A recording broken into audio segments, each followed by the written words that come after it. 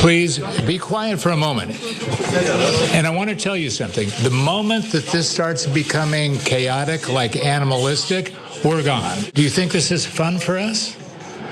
Do you think this is economically beneficial for Morgan and I to be here putting up with this insanity?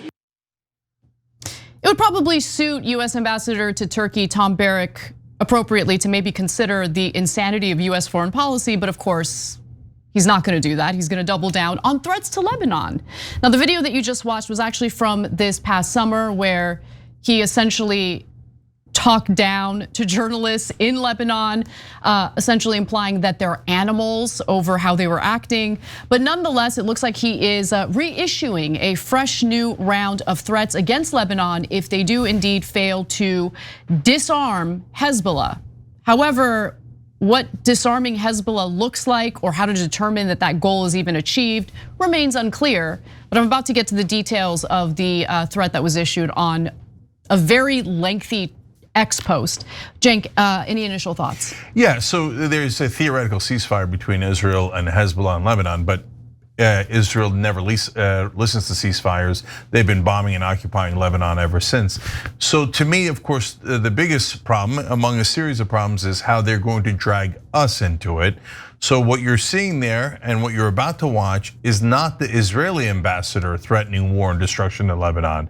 It is the American ambassador to Turkey threatening it on Israel's behalf. I don't know if anyone inside the American government actually works for America. Yeah, I mean, it is kind of like, who are you to wave your finger? You must be out of your head. Okay, I'm sorry, no. Tom Barrack is the US ambassador to Turkey. Why is he meddling in Israel-Lebanon relations? Because almost everyone, especially in foreign policy, but also sometimes in domestic policy about who to round up, arrest, etc. Yeah. They almost all work for Israel. I mean, one day I'd love to get an American administration and grab all these guys by the ear. We're nonviolent, it's just an analogy. In a loving way. It's a metaphor. Yeah. Grab them by the ear and take them all out and throw them out of the house, okay? Not because we dislike any religion, what an absurdity, but because we don't like another country 100% controlling our country. But you're gonna see it here with your own eyes. Yeah, I mean, look, Barrack tries to make it appear as though disarming Hezbollah is beneficial to the American people. That's nonsense. This is really about providing security to Israel, right? That's the cover story as well, if you ask me.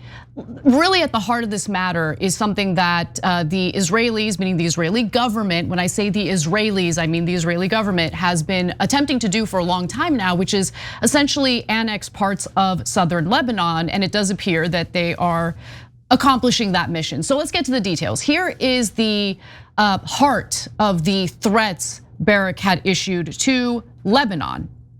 The incentives for action now outweigh the costs of inaction. Regional partners are ready to invest, meaning invest in Lebanon, provided Lebanon reclaims the monopoly on legitimate force solely under the Lebanese armed forces.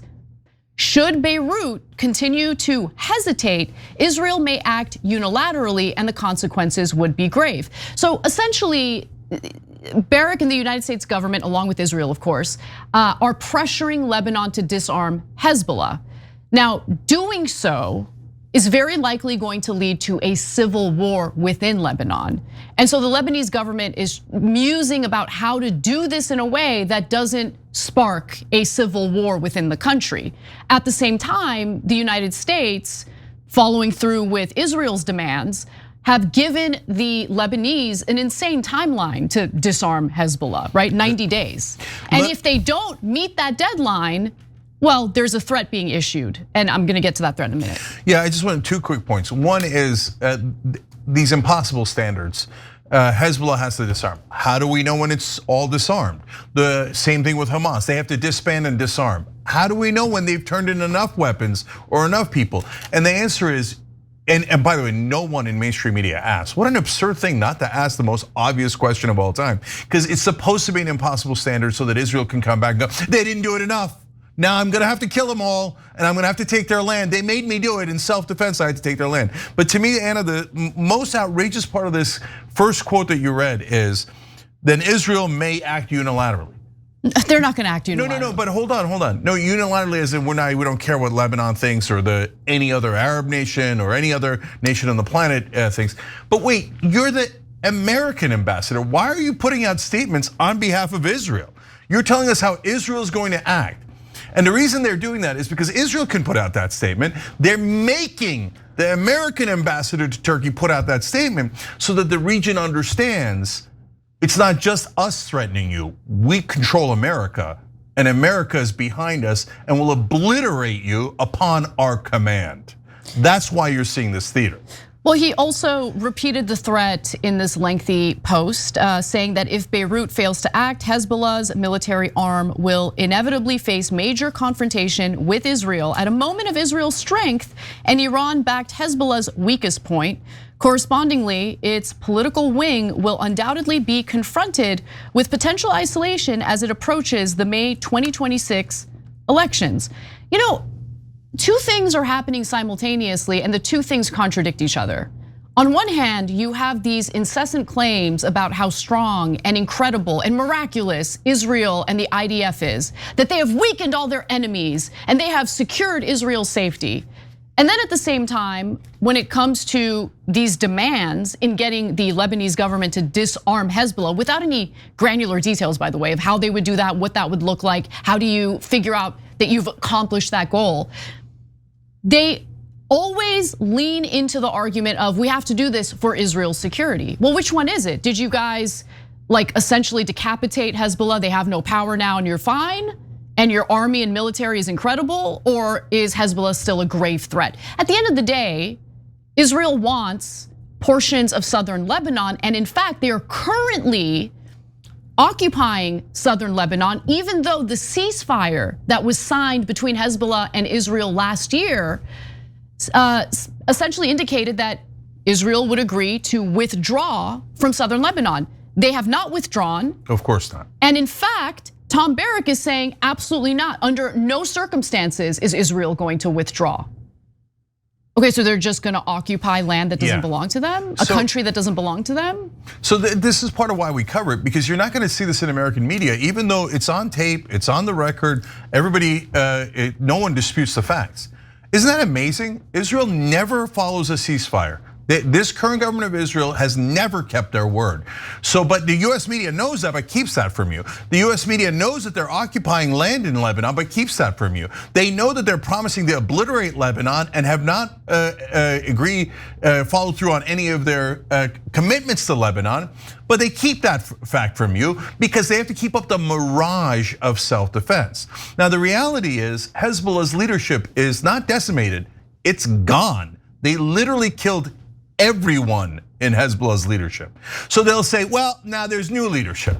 Well, yeah, but if you kill them, then there's gonna be new leadership. Oh, right, it's endless and permanent, because their goal is not peace, their goal is land acquisition for greater Israel. No, it totally is, because I was very curious if, okay, well, I mean, even though there's supposed to be a ceasefire, Israel keeps conducting strikes in southern Lebanon. So that must mean that Hezbollah is engaging in military operations. Like, they must be doing something to either retaliate or to spur the airstrikes that the Israeli military is currently carrying out.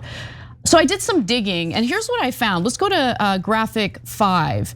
In recent days, the attacks are increasingly focused, meaning the Israelis' attacks, are increasingly focused on preventing southern Lebanon from repairing damage inflicted on it by Israeli strikes in last year's war and this year's ceasefire is in quotation marks for obvious reasons. This has included attacking construction vehicles and a major asphalt factory. So look, what are we doing? What are we doing here?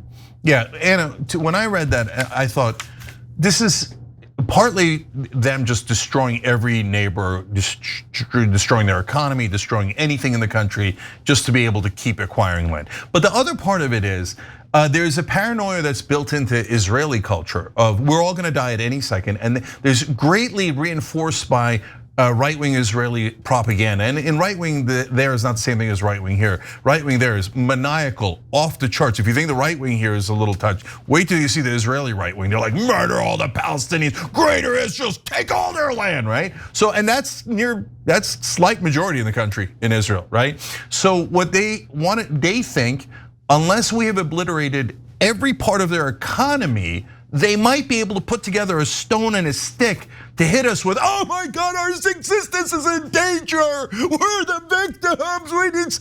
And they think that they're not doing self-defense until their neighbors are totally wiped out, back into the Stone Ages. That's why asphalt, I mean, yeah, you have to use asphalt and concrete to rebuild your city that we obliterated and we bombed, right? But you could one day make a weapon that you could use against us 28 years. Nope, that's it, bomb, destroy everything. But under that standard, guys, you have to obliterate everything in the country. That's why in Iran, they wiped out the nuclear facilities and they're like, yeah, but they can still have missiles. So wait, you don't want a giant country like Iran to even have missiles? Are they allowed to have guns? Who the hell is Israel to tell any country what kind of weaponry they are and aren't allowed to have? They have illegal nukes.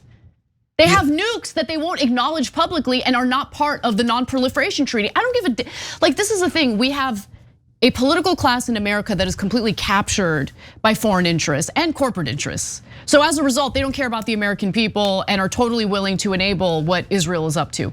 At the same time though, if we had real leaders in this country who were willing to actually look out for the American people and not what Israel wants, they would totally push back on this and be like, why, who are you? And why do you feel entitled as a government to go meddle in other countries and determine whether or not they are worthy of having certain weaponry to defend themselves? You guys have nukes and you're not part of the non-proliferation treaty. Only nuclear power that doesn't, the constant worry. And by the way, I do think that the population of Israel is worried about their safety. Certainly with no, that's what I'm saying, they're paranoid about it. They're paranoid. And it doesn't help that you have someone as incompetent as Netanyahu and the current government that failed to keep them safe on October 7th. No question about it.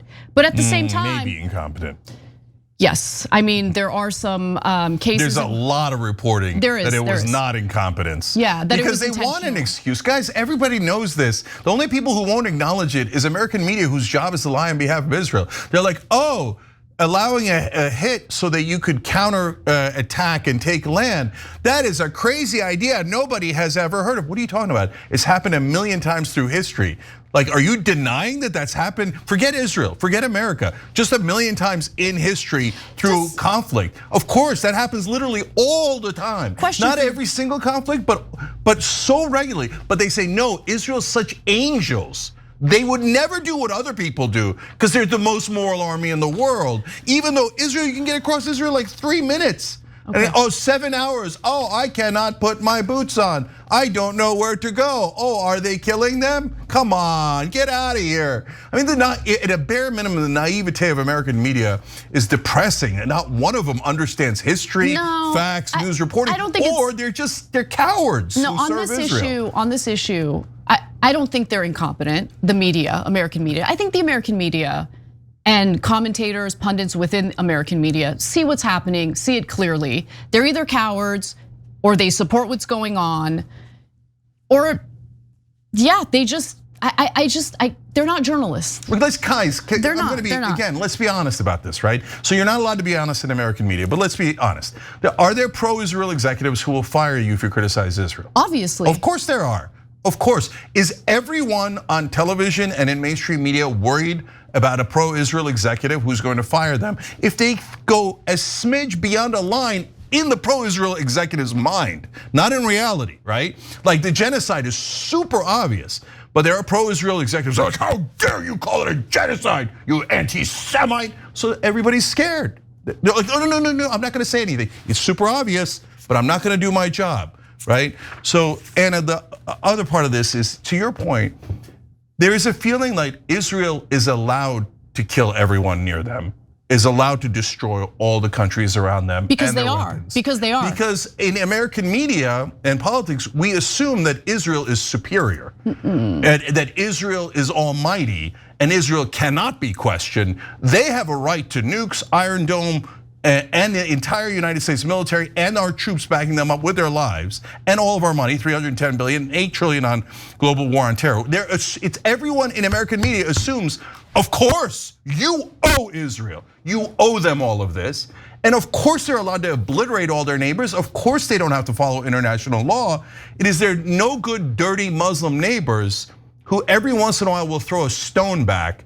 Well, that they had it coming. How dare they resist? How dare they defend themselves? They know that they should be occupied, they should surrender and be humiliated by Israel for the rest of their lives. That's a standing assumption from American media and American politicians. And that is why the world is beginning to hate us. Not just Israel, they already loathe Israel for what they did in Gaza and what they're doing to their neighbors. But now they're saying, so America, you think Israel is superior to all of us? That none of us have a right to defend ourselves? The only country in the region that has a right to defend itself by attacking all its neighbors is Israel. Well, how do you not hate a policy like that? Okay, just a few more points before we move on. So Barrack in his post also expresses that the United States will no longer stand for the existence of Hezbollah. So to say that this is a unilateral thing with Israel is ridiculous. Washington was willing to provide diplomatic cover for Hezbollah's peaceful political transition, coordination, regional statements, connecting investment to progress. I don't even, what is this statement? Anyway, Hezbollah's peaceful political transition, coordinate regional statements, connecting investment to progress, whatever that means. That means we're not gonna give you any money unless you do what Israel tells you to. By the way, the Lebanese government, you wanna be America's bitch? This is the thing, this is what we do. We do it to Egypt, we do it to all sorts of Middle Eastern countries, right? We bribe them to do as Israel says. Yeah, if they were our bitch, I don't have any problem with it. No, I mean, I do, but they're not ours, they're Israel's. I'm not talking about our perspective, Cenk, as Americans. Right. I'm talking about the Lebanese government. Yeah, okay? Yeah. Do you not care? The sovereignty of your country is in jeopardy. Okay, Hezbollah exists because of the fact that Israel has tried to annex land from southern Lebanon, historically speaking. And Hezbollah attacked Israel because of what was going on in Gaza. That's the reason why they want to eliminate Hezbollah. Now, has Hezbollah also carried out terror attacks? Absolutely. So I'm not in any way justifying that, but it's important to understand why Hezbollah exists in the first place. You do away with Hezbollah, I have no faith that the Lebanese military is gonna protect the sovereignty of that country. Yeah, and in fact, they haven't. And Israel has done 1,000 times more terrorist attacks than Hezbollah. We just don't call it terrorism because Almighty Israel. They have different rules. If a Muslim or any other religion or nation does an attack where it kills civilians, dirty, savage terrorists, when Israel does it 1,000 times more, well, they were just defending themselves. They had to murder your children in self-defense because they were near an asphalt factory. And you're not allowed to have cement in your country because Israel commands it.